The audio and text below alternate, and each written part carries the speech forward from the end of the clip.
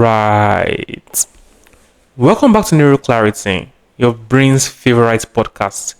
I am Onowori Victor, your host, and today we are diving into a trio of fascinating cases and core neuroanatomy concepts. We will unravel one of neurology's classic cross syndromes, we'll peek at a mysterious popcorn lesion on MRI, and we are going to bust a common misconception about where your carotids divide. Our cases are derived from the Ching and Cheng's comprehensive review of clinical neurology. We have done questions 1 to 60, and we will be doing questions 61, 62, and 63. So, grab your stethoscope and your favorite neurology latte, and let's get started. Question 61. A 45-year-old man suffers an ST elevation myocardial infarction requiring percutaneous transluminal coronary angioplasty with stent placement in the left anterior descending artery. Subsequently, the patient develops right hemiplegia and diplopia worse when looking upward and to the right. The patient has limited adduction and upward movement of the left eye, which is the most likely diagnosis. A right pontine infarct. B. Left midbrain infarct. C. Left pontine infarct. D. Right midbrain infarct. And E. Left internal capsule infarct. What do you think? This case brings together cardiology, neuro-ophthalmology, and stroke localization into one brilliant diagnostic misery. We are told that we have a 45-year-old man, and we are told that he suffered an ST elevation MI. We are told he underwent a coronary stenting in the left anterior descending artery, and hours later, he developed right hemiplegia and double vision worse when looking upward and to the right. We are also told that on examination, he has limited adduction and upward movement of the left eye. Now, this is screaming a left midbrain infarct. Let's piece all this together. First, what is the clinical context? This patient had a myocardial infarction and he received the coronary stenting, which is a known risk factor for embolism. Clots and debris can break off and travel to the brain, and that causes a stroke. So yes, a brain infarct is very possible in here. Let us try to understand the eye findings. We are told that this patient has limited adduction, meaning he can't move the left eye inward. We are also told that there is limited upward gaze of the left eye, and there is diplopia that is worse when looking up and right. This finding screams left third nerve palsy. When we say third nerve palsy, this includes 1. Adduction deficit due to lack of action of the medial rectus. 2. Upward gaze limitation due to lack of action of the superior rectus. 3. You may have ptosis, which is due to lack of action of the levator palpebral superioris. And you may have dilated pupils due to parasympathetic fibers involvement. Next, the body findings. This patient has right hemiplegia, that is, this patient has paralysis of the right arm and leg. Now here is where we have the neuroanatomy magic. When you see cranial nerve deficit on one side and motor weakness on the opposite side, it is classical for what we call a crossed syndrome, and that localizes to the brainstem. The question is, what part of the brainstem is affected? To find the exact location, you need to ask 2 questions. 1. Where does the oculomotor nerve originate? And 2. Where is the corticospinal tract at that level? To answer the first question, the oculomotor nerve actually arises from the midbrain, specifically in the ventral midbrain at the level of the superior colliculus. And to answer the second question, the corticospinal tract also runs through the ventral midbrain in the region called the cerebral peduncles. So, if a lesion hits both the third cranial nerve fascicles and the corticospinal tract on the left, you will get a third cranial nerve palsy and right hemiplegia, and we call that Weber syndrome. Weber syndrome is one of three classic midbrain syndromes, the others being Benedict syndrome and Claude syndrome. A quick way to remember these syndromes includes this. 1. All of the midbrain syndromes have something in common, which is oculomotor nerve palsy. 2. For Weber syndrome, you have weakness of the contralateral side. So you have cross findings including oculomotor nerve palsy on one side, and on the other side you have weakness. For Claude syndrome, you have cerebellar signs. So oculomotor nerve palsy on one side, and at the other side you have ataxia and tremors. Lastly, for Benedict, ballistic movement on one side, meaning you have oculomotor nerve palsy on one side and chorioarthrotic movement on the other side. What causes Weber syndrome? Weber syndrome is mostly due to small vessel stroke or embolism affecting branches of the posterior cerebral artery. Now, why not other options? Let us eliminate. It can't be a right pontine infarct because that will not explain the left cranial nerve number 3 palsy. Cranial nerve number 3 originates from the midbrain and not the pons. Again, it can't be a left pontine infarct because cranial nerve number 3 does not live in the pons. It cannot be a right midbrain infarct because you have a left cranial nerve number 3 palsy. A left cranial nerve number 3 palsy points towards where the cranial nerve is on the left, not the right. And lastly, it cannot be a left internal capsule infarct because this would cause a contralateral hemiplegia but no cranial nerve findings. The internal capsule does not contain cranial nerves. Here's your clinical takeaway. Whenever you see cross findings, think brainstem lesion. If you have a third cranial nerve palsy plus contralateral hemiplegia, think midbrain infarct pointing towards a Weber syndrome. If your patient has an eye that won't look up or in, and the other half of the body won't move, think Weber syndrome. So, back to our question, I think you can appreciate that our answer is option B, the left midbrain infarct. Next question. Question 62. A brain MRI is shown in figure 2.18. Which of the following is the most likely diagnosis? Now let us take a look at our MRI. A. Arteriovenous malformation. B. Cavernous malformation. C. Dural arteriovenous fistula. D. Venous angioma. And E.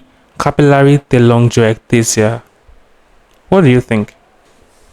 Let us take a look at our MRI.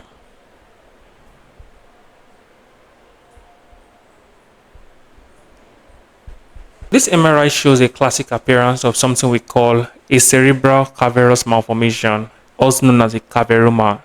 Oops, I think I just gave up the answer. Anyway, the left of this image is an axial T2 weighted MRI, while the right is an axial gradient echo. And if you look closely, there is a well-defined multilobulated lesion in the right frontal lobe, just near the midline. On the T2 weighted image, the lesion actually has mixed signal intensities, which we often describe as a popcorn or a mulberry appearance. And this heterogeneous appearance is due to blood at different stages of degradation. So we have blood that is acute, subacute, and chronic hemorrhage. Now on the right, we can see the GRE, the graded record echo, and the lesion appears hypointense, that is dark, due to something we call a blooming artifact, which is typical of blood products, especially hemosiderin. When radiologists say a brain lesion looks like popcorn, they are talking about cavernous malformation, also known as caveromas. These are vascular abnormalities that are made of clusters of dilated capillaries with no intervening brain tissue. Key pathological features include 1. Thin-walled vessels with slow blood flow. 2. No smooth muscle or elastic tissue. 3. Recurrent microhemorrhages leading to blood breakdown at different stages. And 4. No feeding arteries or draining veins, unlike AV malformations. Like we said, Cavernous malformations have very characteristic MRI features, especially on T1, T2, and GRE, that is gradient record echo. For a T1/T2 sequence, you tend to see mixed signal intensities from hemorrhages at various ages. For the GRE/SWI sequence, that is the gradient record echo or the susceptibility weighted imaging, you tend to see peripheral hypointense rim from hemosiderin. We call that the iron ring. And post contrast, you generally see no enhancement because it's not a tumor, neither is it an abscess. How do they present clinically? Cavernomas can present in different ways, including seizures, especially if they are in the cortex, focal neurological deficits due to bleed or location, for example, if it's in the brainstem, headaches, or sometimes it can be completely asymptomatic and found incidentally. Why not other options? Well, for AV malformation, the MRI appearance typically shows flow voids, serpentine vessels, and no hypointense hemosiderin rim. Often, it enhances on contrast studies, and this is best seen with a CTA or a catheter angiography. AV malformations are high flow lesions and cavernomas are low flow and angiographically occult. You should know that AV malformation also lacks the popcorn look. Why not dural arteriovenous fistula? Dural arteriovenous fistulas, also known as DAVF, are often found near the dural or venous sinuses and not deep parenchymal like this lesion. Usually it presents with pulsatile tinnitus, headaches, or venous tension symptoms, and it is best seen on MRI or MRA or catheter angiography, often showing dilated cortical veins or fluid-related signal changes. How about venous angiomas, also known as developmental venous anomalies? Well, the MRI shows the classic caput medusae appearance, that is radial veins converging into a large collector. They typically don't have a hemosiderin rim or a popcorn core, and they are usually benign and asymptomatic, unlike cavernomas which can bleed. What about capillary telangiectasia? These are tiny and are often in the pons and seen incidentally. They are poorly defined blush on post-contrast T1 and are not seen in the routine T2 or GRA. They also lack distinct borders and they don't have any form of popcorn or hemosiderin rim. So, back to our option, we can clearly see that the answer is B, cavernous malformation. Next question. Question 63. Which of the following is incorrect regarding cervicocerebral arterial circulation? A. The left common carotid artery most commonly arises from the aortic arc. B. The left vertebral artery arises from the left subclavian artery. C. The right common carotid artery arises from the innominate artery. D. The left common carotid artery may arise from the innominate artery in some cases. And E. The common carotid artery most commonly divides into external and internal carotid arteries at the level of C7. What do you think? Have you gotten your answer locked in? Now hold that thought and let us break it down. Let's talk anatomy first. The common carotid arteries, both right and left, ascend in the neck and typically bifurcate at the level of C3 to C5, most often at C4, which is just below the angle of the mandible. Now, C7, that's way too low. It's down near the base of the neck, so option E is anatomically incorrect. But that's not all. Let us map out the cervicocerebral circulation. The anterior circulation is supplied by the internal carotid arteries, while the posterior circulation comes from the vertebral arteries, which unite to form the basilar artery. Tracing the vessels from the heart, from the aortic arc, we usually see three big vessels branching off, which includes the brachiocephalic artery, also known as the innominate artery, the left common carotid artery, and the left subclavian artery. Let us walk through each of the options. For option A, the left common carotid artery most commonly arises from the aortic arc, and this is true. This is standard textbook anatomy.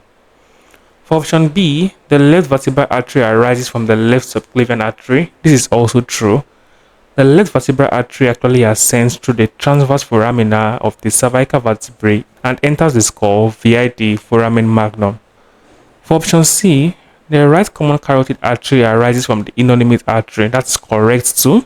You should note that the innominate artery, aka the brachiocephalic artery, gives rise to both the right subclavian and the right common carotid arteries. For option D, the left common carotid artery may arise from the innominate artery in some cases. Now, this refers to something we call the bovine aortic arc variant, where the left common carotid artery shares a common origin with the brachiocephalic artery. Please note, this has nothing to do with cows. Because you hear bovine, that does not mean it has to do with cows. In fact, this is actually a misnomer, a very long story, but the summary is it's now a tradition in radiology and we have to just stick with it.